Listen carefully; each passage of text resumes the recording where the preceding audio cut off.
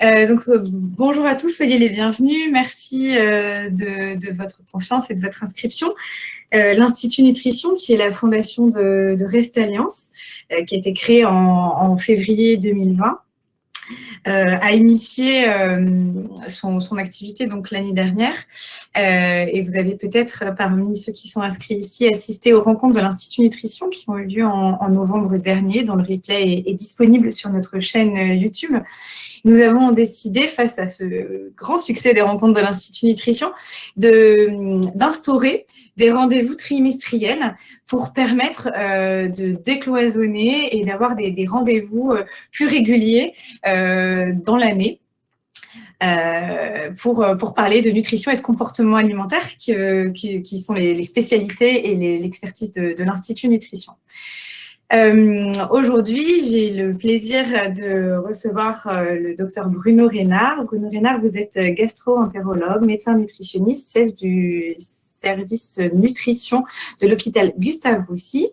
Vous êtes également membre du réseau NACRE et encore plein d'autres choses. Donc, je vous remercie de nous d'avoir accepté d'animer ce webinaire. Soyez le bienvenu parmi nous.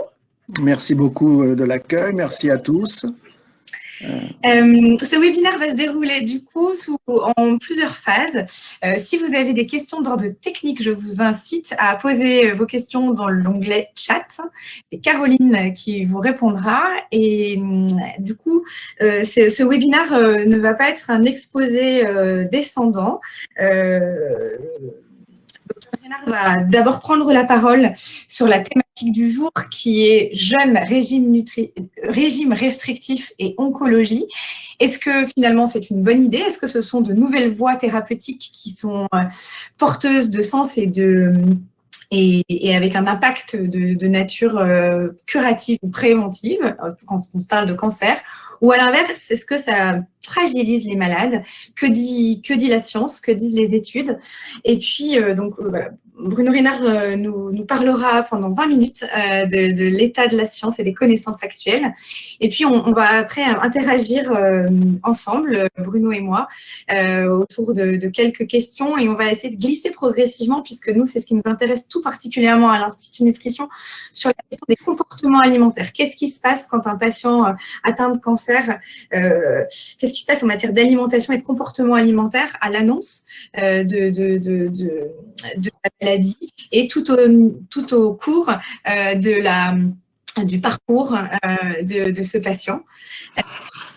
On vous donnera la parole et donc là je vous invite à écrire vos questions si vous en avez tout au long du webinaire dans l'onglet questions et Caroline modérera et puis on sélectionnera les questions qui nous semblent les plus pertinentes. Voilà pour l'organisation de ce matin. J'espère que tout est clair et j'espère surtout que la technique fonctionne bien pour chacun de vous qui nous avez rejoints. Bruno, est-ce que je crois qu'à un moment vous avez déjà accès pour pouvoir projeter vos slides et je vous laisse la parole. Merci beaucoup. Alors, on va prendre ça. Donc, je vais vous passer le diaporama. J'enlève ça. Normalement, c'est bon. C'est parfait. OK. Juste un petit onglet masqué, si vous pouvez. C'est pas méchant. Ouais, voilà. Parfait. OK. Merci Madame Moreau, merci évidemment à l'Institut de Nutrition de m'avoir invité à parler d'un sujet que j'ai déjà traité plusieurs fois. J'espère que ceux qui sont dans l'auditoire n'ont pas déjà entendu mes élucubrations plusieurs fois parce que ça va les lasser. Et donc la question posée était jeûne, régime restrictif et oncologie, nouvelle voie thérapeutique ou danger pour les malades.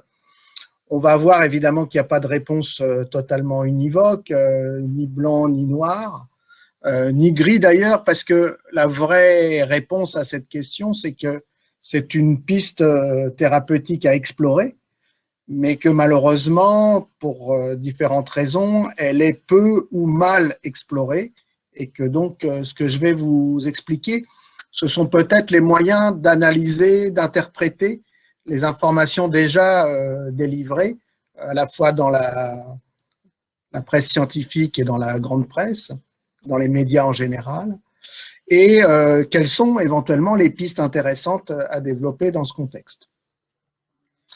Alors, il existe effectivement une médiatisation très importante du jeûne et des régimes apparentés, en particulier le régime cétogène, depuis pas mal d'années en France et depuis de nombreuses décennies dans le reste du monde. La France est un peu à la traîne sur ce sujet, peut-être du fait de sa culture culinaire, peut-être du fait de la place de la nutrition dans la médecine en France, peut-être aussi du fait de freins importants de la part des sociétés savantes sur le sujet jusqu'à 2008-2009 environ. Ce qui a déclenché l'intérêt des médecins nutritionnistes et de la communauté nutritionniste en France sur le sujet, c'est le passage du reportage de Thierry Delestrade en 2011, le jeûne, une nouvelle thérapie, point d'interrogation, qui a été largement vu, et en particulier par des patients atteints de cancer, qui nous ont ensuite questionnés, et il a fallu évidemment que tout le monde s'y intéresse, même si certaines équipes s'y intéressaient déjà un tout petit peu. Ce reportage de grande qualité avait malgré tout quelques défauts, des défauts qui sont liés au fait que c'est un reportage non scientifique, un reportage de journaliste, qui malheureusement n'avait pas été assez attentif à donner des informations sur justement comment analyser les informations qui étaient délivrées par les médias, ce que c'était qu'un niveau de preuve scientifique, pouvait-on extrapoler des données qui venaient de la recherche sur l'animal vers l'homme, est-ce que tous les régimes étaient équivalents, etc., etc. Et de plus, laisser la parole bien trop aux croyants de ces régimes sans véritablement en faire critiquer les commentaires par des gens qui étaient peut-être avec une vision un peu moins positive de la situation.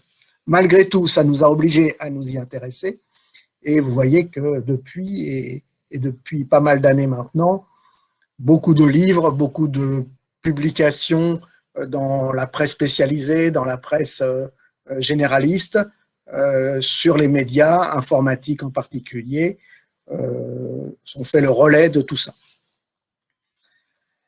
Et la vérité, c'est qu'effectivement, la patientèle, les patients atteints de cancer nous ont aussi interpellés à ce sujet-là. Et pour l'illustrer, je vous montre les résultats d'une étude que nous avons réalisée dans le cadre de la cohorte Nutrinet Santé, une cohorte qui inclut plus de 200 000 Français et qui a analysé spécifiquement certaines attitudes alimentaires chez ceux qui ont eu ou qui ont un cancer au cours de cette enquête. Et donc, parmi eux, eh bien, effectivement, on a pu constater qu'un petit pourcentage, certes, mais un pourcentage significatif des personnes qui ont eu un cancer et qui sont dans la cohorte Nutrinet Santé ont fait des régimes de restriction glucidique et en particulier du jeûne. Et lorsqu'on les interrogeait sur le pourquoi de la réalisation de ces régimes, eh bien, la majorité souhaitait avoir un impact positif à la fois sur la progression de la maladie, sur le risque de récidive de la maladie et éventuellement sur les toxicités des traitements anticancéreux. Donc, clairement, l'objectif, c'était aussi de pouvoir participer au contrôle de la maladie et à la prévention des toxicités des traitements. Ce genre de résultats, on a pu le retrouver dans d'autres enquêtes réalisées en France, en particulier à Montpellier, chez des dames atteintes de cancer du sein, qui retrouvaient à peu près le même type de résultats et le même type de commentaires de la part de ceux qui réalisaient ces régimes de restriction. Alors, tout ça part du constat réel que les cellules cancéreuses sont très avides, très gourmandes en sucre. Elles consomment de façon privilégiée du sucre comme substrat énergétique pour proliférer. Et ça, c'est quelque chose qu'on utilise en pratique de cancérologie pour réaliser certains examens, et en particulier ce qu'on appelle le PET scan, qui est un scanner qui est sensibilisé avec un marqueur radioisotopique, un fluor marqué de façon spécifique, qui va, puisque il est fixé sur une molécule de glucose ou apparentée, aller de façon rapide se fixer dans les cellules cancéreuses, et donc on va pouvoir, grâce à cette technique, voir mieux des tumeurs qui sont de plus petite taille ou qui sont nichées à des endroits qu'on ne voit pas bien normalement sur un scanner. Et là, je vous l'illustre avec cette image. C'est un scanner du foie. On voit le foie qui, sur le scanner, effectivement, semble montrer une tache un peu plus foncée en plein milieu du foie, qui est probablement la tumeur principale.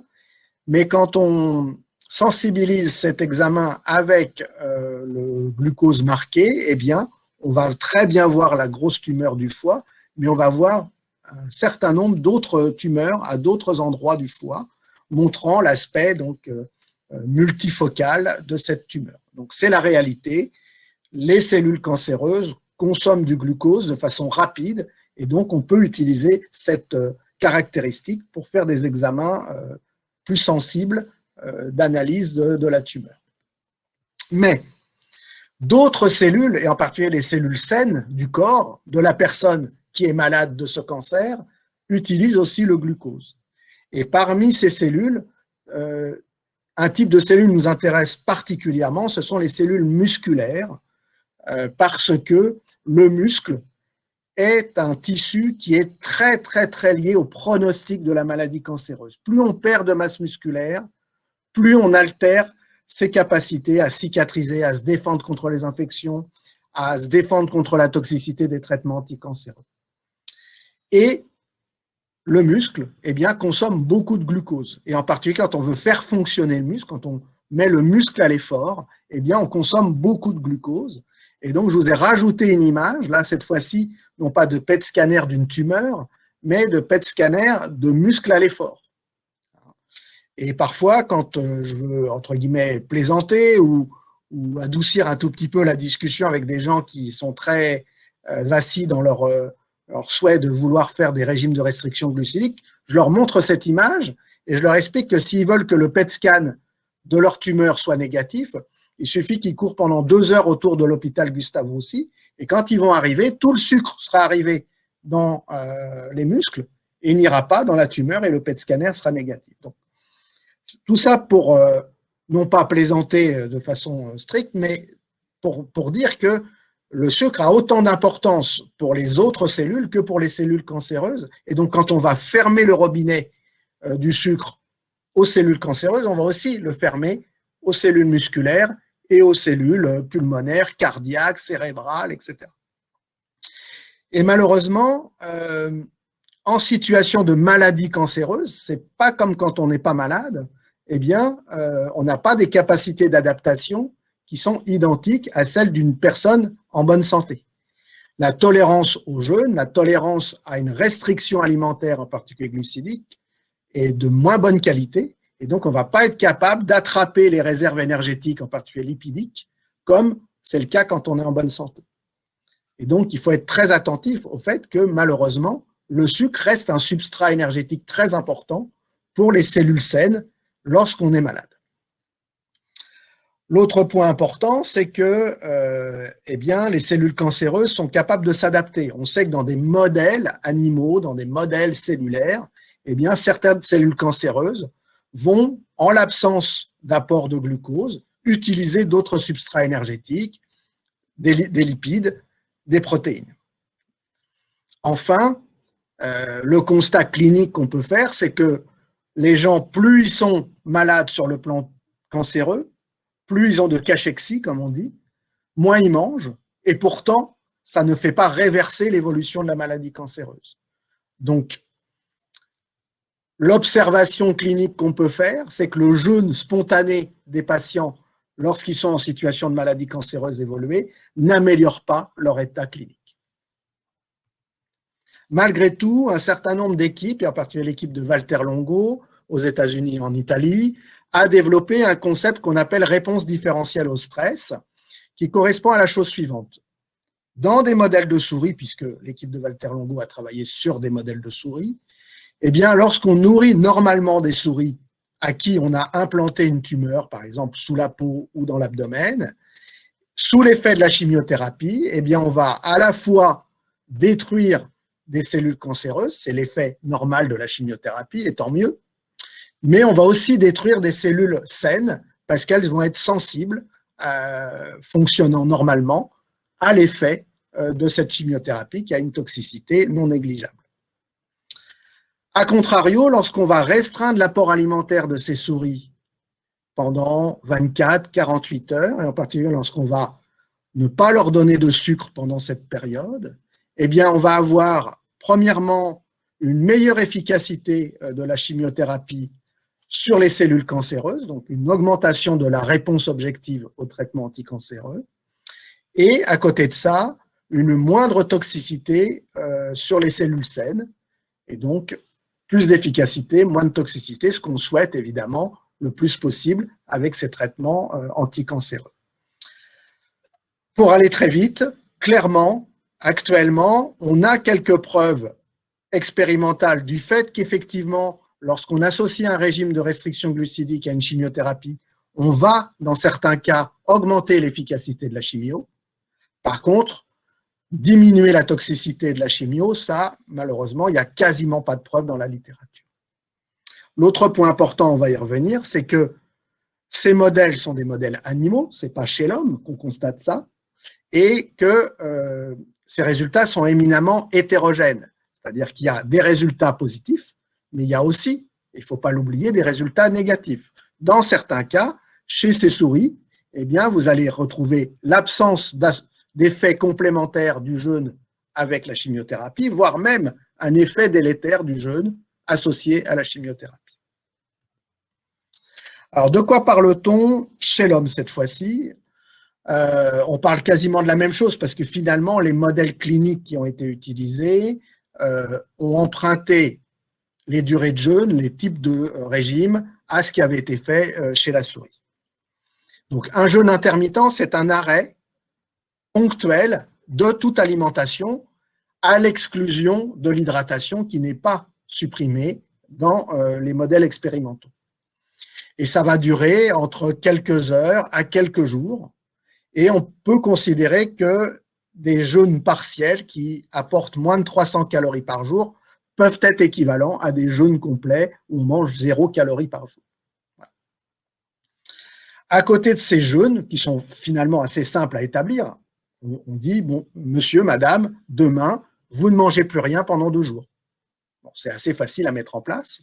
Il y a un régime un petit peu plus complexe, qui est le régime cétogène, qui souhaite avoir 2 intérêts. Le premier intérêt, c'est d'éviter les écueils du jeûne qui va supprimer tout apport calorique au patient et donc éventuellement augmenter le risque de dénutrition, tout en apportant des calories par le biais des lipides qui va faire que le corps est censé fabriquer, du fait du manque de glucose, des corps cétoniques. Et ces corps cétoniques, qui sont un substrat énergétique potentiel, peuvent aussi avoir un effet sur les cellules cancéreuses, un effet supplémentaire de destruction des cellules cancéreuses. Alors ça, encore une fois, c'est sur des modèles animaux. Chez l'homme, on ne l'a jamais démontré.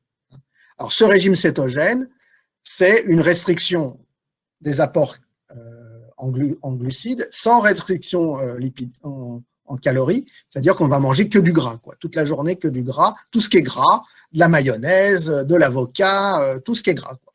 Voilà. Alors c'est un régime qui est connu depuis très très longtemps, qui est pratiqué dans certaines pathologies comme l'épilepsie de l'enfant par exemple, mais ça reste un régime compliqué à mettre en œuvre sur plusieurs semaines ou plusieurs mois.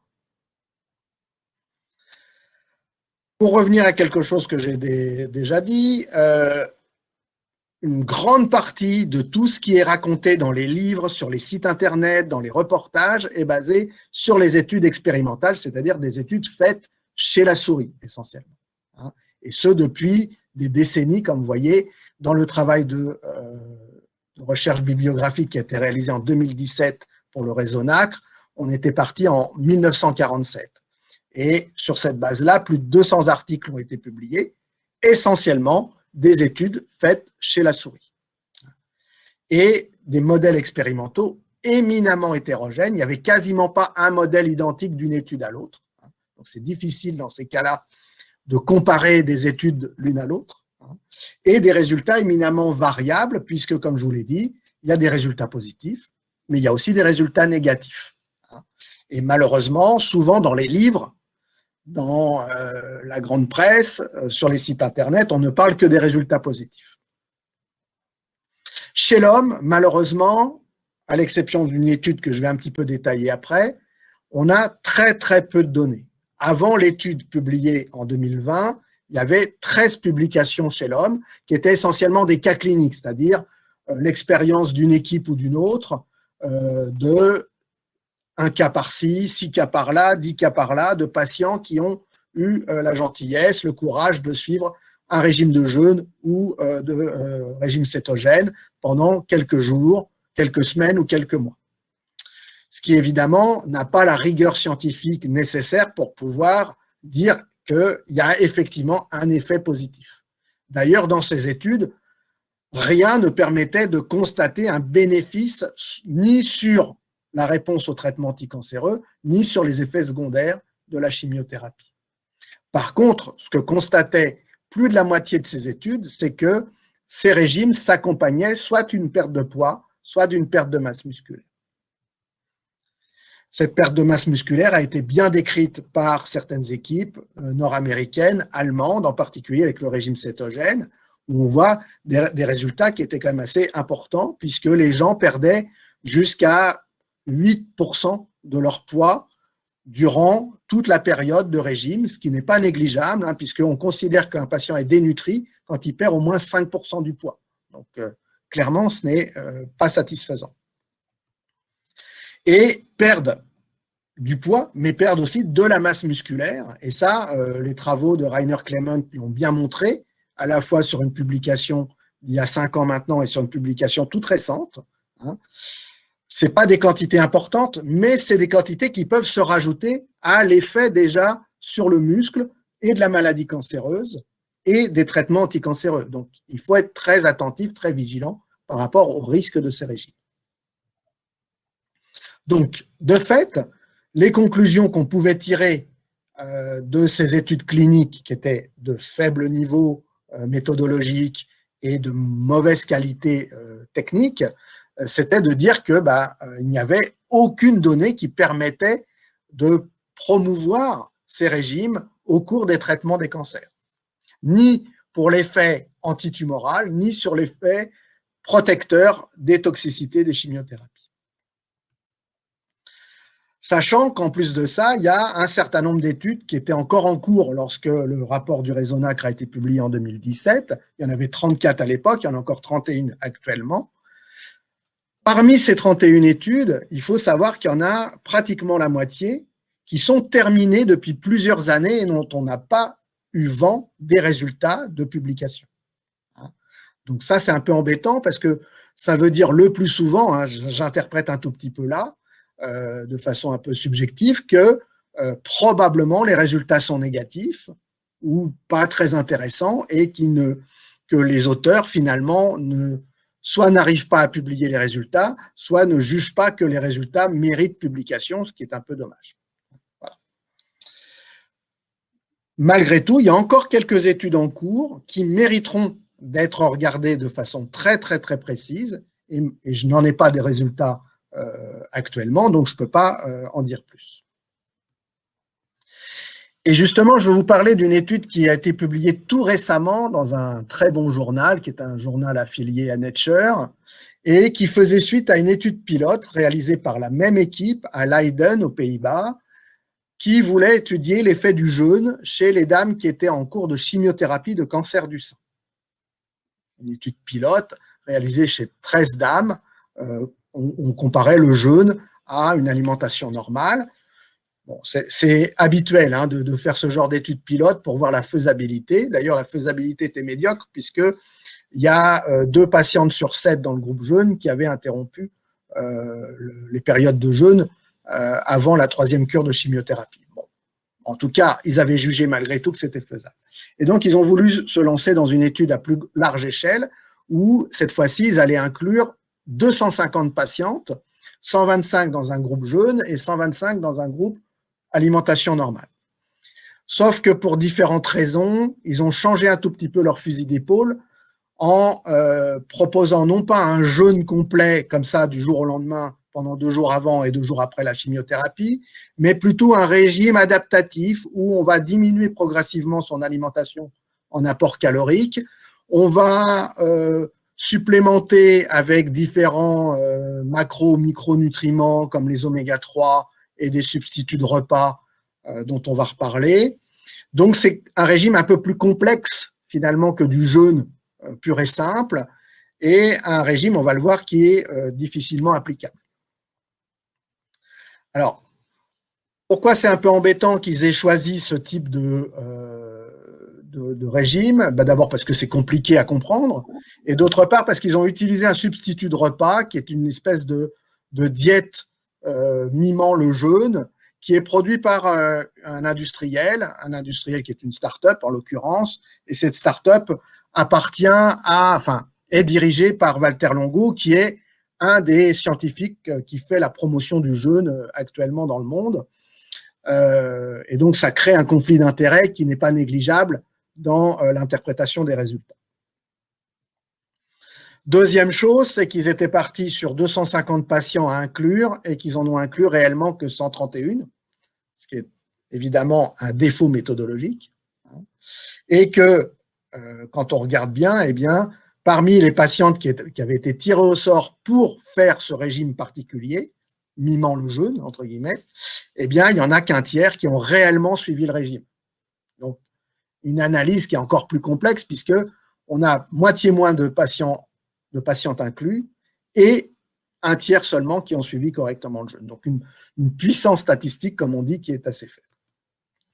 Et les résultats sont négatifs, c'est-à-dire que sur le critère de jugement principal qui était la toxicité de la chimiothérapie, il n'y a pas de différence entre les deux groupes. En termes d'efficacité de la chimiothérapie, il n'y a pas de différence entre les deux groupes. Et sur la qualité de vie, il n'y a pas de différence entre les deux groupes. Donc, cette étude dont on attendait beaucoup les résultats depuis plusieurs années, eh bien, est négative. J'ai presque fini. Voilà, c'est formidable. Je vois que vous arrivez. Une minute. Eh bien, c'est formidable. Je vous laisse tout à fait dérouler. Donc, les recommandations, bien, c'est d'essayer, évidemment, de se tenir au courant de ces pratiques, des données scientifiques, d'en informer au maximum le personnel de santé qui a à prendre en charge les patients atteints de cancer pour qu'ils ne se trouvent pas en difficulté lors de questionnements de la part des patients, c'est tout à fait normal, d'informer les patients aussi de l'évolution des connaissances scientifiques et de mettre en place systématiquement des programmes de suivi diététique en cas d'alerte de la part du patient à vouloir faire ce type de régime. L'idée, ce n'est pas obligatoirement d'interdire aux gens de le faire, mais de fixer des limites à ne pas dépasser en cas de régime de ce type. Et ça peut être le poids, ça peut être la masse musculaire, ça peut être la force musculaire, ça peut être n'importe quoi, mais il faut fixer des limites. Et je dirais de façon, pour conclure finalement, qu'il faut éviter au maximum tout régime, toute alimentation particulière au cours des traitements des cancers, que ce soit les régimes tels que ceux qu'on vient de décrire, mais aussi les régimes médicaux, diabétiques, pauvres en sel, etc., ou des choses encore plus exotiques, parce que ça diminue obligatoirement l'apport calorique et protéique, obligatoirement un risque supplémentaire de carence en micronutriments, de la lassitude alimentaire, des dégoûts alimentaires supplémentaires, des peurs alimentaires. Ça travaille beaucoup, évidemment, les patients et les proches, qui créent d'ailleurs parfois des conflits entre les patients et les proches. Et donc, c'est un cercle vicieux où les choses s'auto-aggravent et la dénutrition apparaît et s'aggrave au cours de ce processus, ce qu'on ne veut évidemment pas voir puisque c'est un facteur pronostic majeur. Je vous remercie.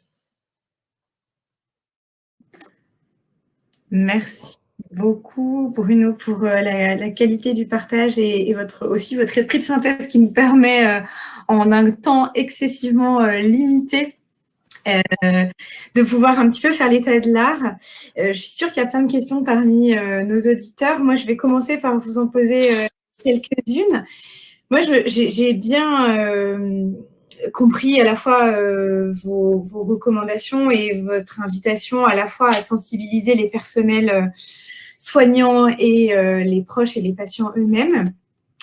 Je me demandais si, au-delà de l'absence d'évidence scientifique sur la personne humaine, on pouvait observer une sorte d'effet placebo, c'est-à-dire une telle conviction, une telle adhésion du patient sur la certitude qu'il fait quelque chose qui est bon pour sa santé, que effectivement, d'une façon incomprise scientifiquement, ça avait un bénéfice réel sur la façon dont son corps va pouvoir réagir face au traitement et face à la maladie. Est-ce que cette conviction, cet alignement cognitif entre ce que je pense être bon, ce que je fais, a des effets qui peuvent un peu protéger des effets en cascade que l'on a vus qui conduisent à la dénutrition? Est-ce qu'il y a un effet placebo quelque part qui se joue? Alors, moi, je veux bien qu'il y en ait un effet placebo, à condition qu'on vérifie qu'il n'y ait pas d'effet nocebo, c'est-à-dire qu'on n'altère pas un certain nombre d'éléments de l'état clinique, de l'état de santé de la personne, qui peuvent, à terme ou immédiatement, avoir un effet pronostic péjoratif. Et j'ai beaucoup insisté sur l'état nutritionnel, sur la masse musculaire. La littérature démontrant que la masse musculaire est un facteur pronostic majeur en cancérologie est très abondante maintenant. Et une grande partie des travaux qui sont réalisés actuellement en nutrition et en oncologie, c'est justement d'intervenir précocement sur cette masse musculaire pour éviter qu'elle ne se dégrade. C'est pour ça que parfois on peut imaginer qu'il y a un contresens à proposer des régimes de restriction alimentaire, alors que nous, on veut lutter contre la dénutrition et ce qu'on appelle la sarcopénie, le manque de masse musculaire. Ce n'est pas obligatoirement le cas dans toutes les situations. Il y a des situations où le risque de dénutrition est très faible. Dans le cancer du sein, en première ligne, le risque de dénutrition est très faible. Donc, proposer des régimes de restriction a peut-être un sens. Et c'est aussi pour ça qu'avec le Raisonnac, on a proposé que si les patients souhaitent faire ces régimes, ils soient accompagnés. Non pas pour leur faire les menus de tous les jours, mais pour fixer des limites à ne pas dépasser en cas de mauvaise réponse à ces régimes. D'accord. Donc, pas sans accompagnement. Vraiment, vraiment. Si c'est possible, il faut qu'il y ait une diététicienne ou un médecin nutritionniste qui voit ces patients qui souhaitent faire ce genre de régime ou qui ont déjà mis en place ces régimes le plus régulièrement possible. Très bien. Je vois l'heure qui avance et du coup, je vais retransmettre certaines questions qui ont été posées dans le chat. On a une question de Nada qui nous demande: est-ce que la restriction au niveau du sucre pourrait contribuer à la prévention de la récidive du cancer? Donc, il n'y a pas de cas de cancer particulier, du cancer en général. Il y a pas de... Non, alors pour l'instant, il n'y a pas de documentation ni épidémiologique, ni clinique interventionnelle démontrant cela. On sait maintenant, il y a quelques données issues justement des cohortes Nutrinet Santé, que la consommation excessive de sucre, et en particulier de boissons sucrées, est un facteur de risque de certains cancers, et donc peut-être de récidive de certains cancers, donc cancer du sein évidemment.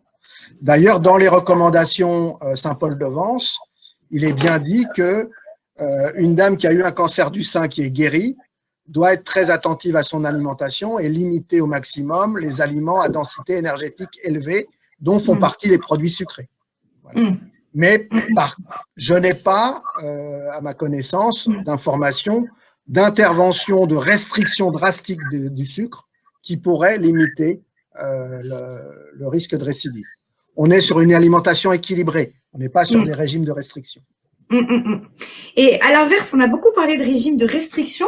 Est-ce que des régimes où on va venir donner plus de micronutriments et de fibres et de prébiotiques, donc à base notamment de céréales complètes, de fruits et de légumes en excès pour booster les antioxydants qui ont des capacités antioxydantes qui vont aider à lutter contre certains radicaux libres.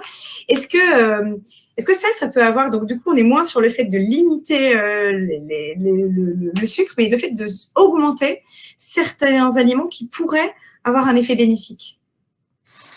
Alors, tant qu'on reste sur une alimentation standard, qu'elle privilégie tel ou tel aliment, mais de façon raisonnable et correspondant à une alimentation satisfaisante, j'ai pas trop grand-chose à en dire, sachant que de toute façon, on n'a pas la preuve que ça puisse changer quoi que ce soit.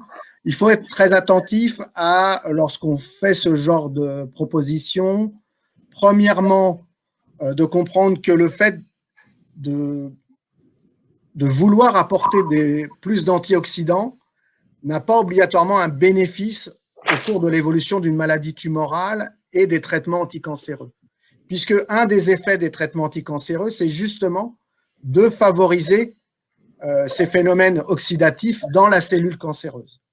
Et si vous venez éventuellement les bloquer ou les limiter par des micronutriments apportés en excès, eh ben, vous pouvez limiter l'effet des traitements anticancéreux conventionnels. Tout ça pour dire que l'utilisation des compléments alimentaires, au sens large du terme, au cours des traitements anticancéreux, n'est pas recommandée, puisqu'ils peuvent avoir des interactions avec les traitements anticancéreux conventionnels et aussi des effets secondaires. Hein. On l'a encore vu tout récemment, des publications démontrant que une supplémentation en curcumine en quantité trop importante pouvait avoir une toxicité sur le foie. Donc, attention aux compléments alimentaires. Une alimentation équilibrée, pas trop restrictive, ça va bien à tout le monde. En dehors de ça, pour l'instant, rien n'est prouvé. Très bien, merci. Alors, j'ai des questions ici. Oui, donc il y a des demandes sur les références d'études présentées, mais ça, on va les avoir. Et effectivement, Florence, dans les documents et dans la synthèse qui a été réalisée par le réseau NACRE, vous aurez ces éléments-là. Il y a une autre question, à savoir, en situation de rémission, le corps pourrait-il résister bien à un jeûne d'environ 12 heures par jour? Donc là, on est plutôt sur des questions de jeûne intermittent, si je retraduis bien la question. Oui, peut-être. Alors, la question, si la question c'est est-ce que une fois qu'on est en rémission, on est en bonne santé, ça, c'est quelque chose auquel, pour l'instant, personne n'a su répondre. Je ne sais pas répondre à cette question. Est-ce qu'on est en bonne santé une fois qu'on est en rémission? Bon, probablement certaines personnes, oui, d'autres un peu moins. Est-ce qu'on peut résister à un jeûne de 12 heures lorsqu'on est en situation de rémission d'un cancer? La réponse est probablement oui, mais pourquoi faire? Si c'est pour dormir, pourquoi pas? Si c'est pour s'imposer une restriction alimentaire, elle n'a pas d'intérêt démontré scientifiquement. En plus de ça, les durées de jeûne efficaces au cours des traitements de cancer dans les modèles animaux sont des jeûnes un peu plus longs quand même. Hein. Chez la souris, on est plutôt sur 24, 48, 72 heures. Sachant que 24 heures de souris, je ne sais pas si ça correspond à 24 heures d'homme. Personne ne sait répondre, même pas Walter Lango. C'est vrai, et ça m'intéresse parce qu'on a toujours fait des études sur les souris, effectivement. Est-ce que ça, parce que c'est un de vos arguments, c'est vrai qu'on regrette l'absence de débat critique et de se dire qu'en fait, il y a des reportages qui sont complètement anglais, qui vont apporter confirmation et on va interroger les défenseurs et les scientifiques. Et c'est vrai que pour quelqu'un, un néophyte, on va avoir tendance à voir qu'il y a un chercheur, puis des cliniciens, puis des patients qui témoignent du bienfait. Et c'est vrai que ce débat critique, il s'opère peu. Et pour rebondir sur ce que vous venez de dire, l'absence ou le peu d'études menées sur l'homme fragilise aussi l'évidence scientifique.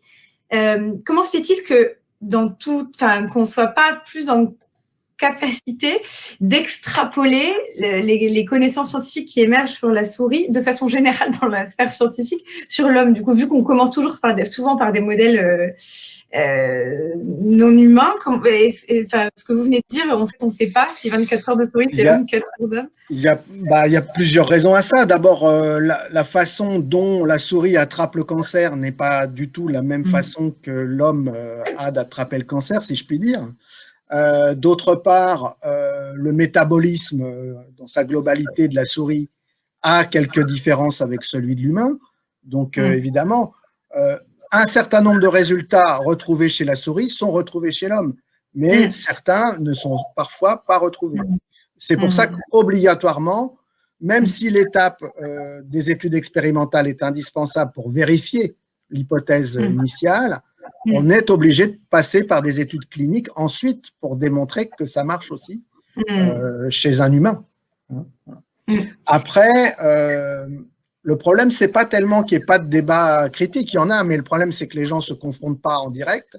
Et deuxièmement, je pense que les gens qui veulent faire la promotion de ces régimes, qui sont, j'en suis certain, pour la plupart le font de façon bienveillante, devraient aussi avoir un peu de pédagogie sur ce que c'est que le niveau de preuve scientifique.